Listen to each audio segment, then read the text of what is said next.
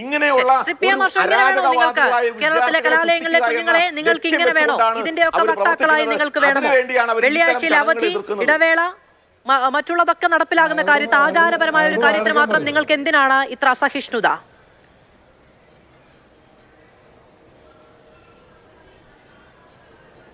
അത് ചോദ്യം എന്നോടാണോ? അതെ അതെ, അങ്ങയോടാണ്.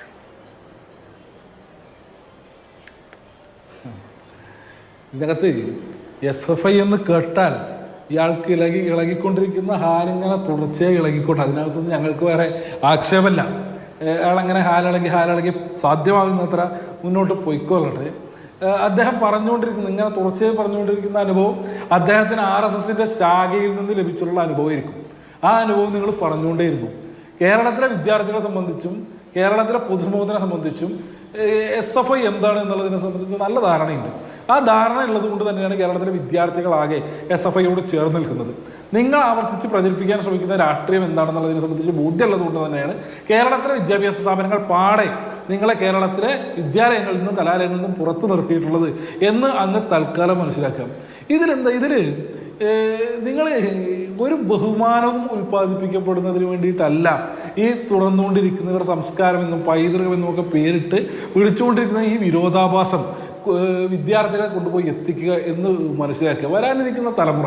വരാനിരിക്കുന്ന തലമുറ ശിരസുയർത്തിപ്പിടിച്ച് ആത്മാഭിമാനത്തോടെ ജീവിക്കുന്നവരാക്കി മാറ്റുക എന്ന വലിയ ഉത്തരവാദിത്വം നമുക്കുള്ളത്. ആ ഉത്തരവാദിത്വം നടപ്പിലാക്കേണ്ടുന്ന, ആ ഉത്തരവാദിത്വം ഏറ്റെടുക്കേണ്ടുന്ന വിദ്യാഭ്യാസ സ്ഥാപനങ്ങൾ, അതിൽ സംഘപരിവാർ മാനേജ്മെന്റ് നിയന്ത്രിച്ചുകൊണ്ടിരിക്കുന്ന വിദ്യാഭ്യാസ സ്ഥാപനങ്ങൾ, അവർ അവിടെ നിന്നും വിദ്യാർത്ഥികളെ ശിരസ് കുമ്പിടാൻ വേണ്ടി ആവർത്തിച്ച് വിദ്യാർത്ഥികളോട് ആവശ്യപ്പെട്ടുകൊണ്ടിരിക്കുക എന്നുള്ളതാണ്. ഇതിൽ നിന്ന് ഒരു ഘട്ടത്തിൽ വിദ്യാർത്ഥികൾക്കുള്ളിൽ ഉൽപ്പാദിപ്പിക്കപ്പെടുന്ന ബഹുമാനമല്ല, മറിച്ച് വലിയ ആത്മസംഘർഷമാണ്. ഈ പറഞ്ഞ ഇതിനോടുള്ള വലിയ വിരുദ്ധതയാണ്. അതിനപ്പുറത്തേക്ക് എന്താ പറയുക, സ്വയം മതിപ്പില്ലാതാകുന്ന അവസ്ഥയിലേക്കാണ് വിദ്യാർത്ഥികൾ പോവുക. അല്ലാതെ ഇങ്ങനെ എന്താ പറയുക, ഈ വിധത്തിൽ ഉൽപ്പാദിപ്പിക്കേണ്ടുന്ന ഒന്നല്ല ബഹുമാനം എന്നുള്ളത്. അത് പരസ്പര സഹകരണത്തിലൂടെ, പരസ്പര കമ്മ്യൂണിക്കേഷനിലൂടെ വളരെ സ്വാഭാവികമായും വിദ്യാർത്ഥികൾക്കിടയിലൊക്കെ ജനിച്ചു വരേണ്ടുന്ന ഒന്നാണ്. എന്തിനാണ് ഞെട്ടുന്നത് എന്നുള്ളതാണ് ചോദ്യം. കാരണം ഇത് 40 വർഷമായി ഈ സരസ്വതി വിദ്യാലയങ്ങളിലടക്കം വിവേകാനന്ദ വിദ്യാപീഠങ്ങളിൽ അടക്കം നടക്കുന്ന ഒന്നാണ്. ഇന്ന് ആദ്യമായിട്ടല്ല. നേരത്തെ പറഞ്ഞു കാസർഗോഡ് ഇതിനു മുൻപ് നിങ്ങളുടെ ജില്ലാ നേതാവ് തന്നെ ഈ ഗുരുപൂർണിമ ആഘോഷത്തിൽ പാദപൂജയിൽ പങ്കെടുത്തിട്ടുണ്ട്. അപ്പോൾ അന്നൊന്നും നിങ്ങൾക്ക് പ്രത്യയശാസ്ത്ര പ്രശ്നമില്ല, ഇപ്പോൾ മാത്രമാണ് ഉണ്ടാകുന്നത് എന്നുള്ളത് ചൂണ്ടിക്കാണിക്കപ്പെടുന്നു. അപ്പോൾ ഈ ഒരൊറ്റ വർഷം മാത്രം എന്തെങ്കിലും അജണ്ട അതിന്റെ പിന്നിൽ പ്രവർത്തിക്കുന്നുണ്ടോ എന്ന ചോദ്യം കൂടി ഉന്നയിക്കുന്നുണ്ട് അതിന്റെ വക്താക്കൾ. ഇല്ല മാധു, അങ്ങനെ ഒരു CPIഎമ്മിന്റെ നേതാവും ഈ നിലയ്ക്ക് പോയി കാല് നീട്ടി ഇരുന്ന് കൊടുക്കില്ല എന്നുള്ളതിനകത്ത് ഞങ്ങൾക്ക് വേറെ തർക്കമൊന്നുമില്ല. ഇദ്ദേഹം പറഞ്ഞതിനകത്ത് എന്തെങ്കിലും ഡാറ്റ വെച്ച് സംസാരിച്ചിട്ടുണ്ടോ? സ്വാഭാവികമായിട്ടും വായിൽ വരുന്നത് കോതയ്ക്ക് പാട്ട് എന്നുള്ള നിലയ്ക്ക് അദ്ദേഹം പലതും പറഞ്ഞിട്ടുണ്ടാവും.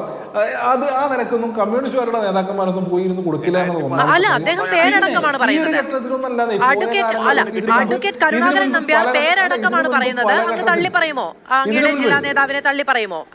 ഇതിനു മുൻപ് ഞാൻ പറഞ്ഞോട്ടെ. അല്ല, തീർച്ചയായിട്ടും അതിനകത്തൊന്നും ഒരു തർക്കമില്ല. ഇത്തരത്തിലുള്ള എന്താ പറയാ പിന്തിരിപ്പനായിട്ടുള്ള ഭാഗമായിട്ട് ഇത്തരത്തിലുള്ള പിന്തിരിപ്പനായിട്ടുള്ള സംവിധാനങ്ങളുടെ ഭാഗമായിട്ട് പോയി നിൽക്കേണ്ട ആളുകളല്ല അവർ എന്നുള്ളതിനകത്ത് എനിക്കൊരു തർക്കമില്ല. അത് തള്ളിപ്പറയുന്നതിനകത്ത് എന്താ പ്രയാസമുള്ളത്? ഇനി ഈ ഒരു ഘട്ടത്തിലാണ് ഈ വിധത്തിലുള്ള പ്രതിഷേധം ഉയർന്നു വന്നത് എന്നതും തെറ്റായിട്ടുള്ള വാദമാണ്. മുൻകാലങ്ങളിലൊക്കെ ഇത്രയേറെ പിന്തിരിപ്പനായ, ഇത്രയേറെ സങ്കുചിതമായിട്ടുള്ള ആചാരങ്ങൾ നമ്മുടെ വിദ്യാഭ്യാസ സ്ഥാപനങ്ങൾക്കകത്ത് ഉണ്ടാകേണ്ടുന്ന പുരോഗമനപരമായ കാഴ്ചപ്പാടിന് വിരുദ്ധമായി, മതനിരപേക്ഷ കാഴ്ചപ്പാടിന് വിരുദ്ധമായി തിരികെ കയറ്റുന്നതിന് വേണ്ടിയും നമ്മുടെ വിദ്യാഭ്യാസ സ്ഥാപനങ്ങളെയും പൊതുസമൂഹത്തെയും പുറകോട്ട് നടത്തുന്നതിന് വേണ്ടിയും ശ്രമങ്ങൾ ഉണ്ടായ ഘട്ടത്തിലൊക്കെ അതിനെതിരെ പ്രതിരോധങ്ങൾ ഉണ്ടായിട്ടുണ്ട്, അതിനെതിരെ ശബ്ദങ്ങൾ ഉണ്ടായിട്ടുണ്ട്, അതിനെതിരെ ഞങ്ങളുടെ തന്നെ പ്രതിഷേധങ്ങൾ ഉണ്ടായിട്ടുണ്ട്. ഇനി ഇവർ ഈ പറയുന്നത് പോലെയൊക്കെ തന്നെ അറുപിന്തിരിപ്പനായിട്ടുള്ള എത്രയോ ആചാരങ്ങൾ നമുക്കൊക്കെ പോയ കാലത്ത് ഉണ്ടായിരുന്നു എന്നേ. അതിനെ മുഴുവൻ തിരുത്തി അതിനെ മുഴുവൻ ഇല്ലാതാക്കി അതിൽ നിന്നൊക്കെ നവീകരിക്കപ്പെട്ട് നവോത്ഥാന പ്രവർത്തനങ്ങളുടെയൊക്കെ ഭാഗം ഇതിന് തുടർച്ചകളല്ലേ എന്നുള്ള നിലയിലേക്ക് ഒരു പുരോഗമന സമൂഹമായി നമ്മൾ എത്തി നിൽക്കുന്നത്. ഇനിയും നമ്മൾ ഒരുപാട് മുന്നോട്ട് പോകാനുണ്ട് എന്നുള്ളതിനകത്തും തർക്കമില്ല.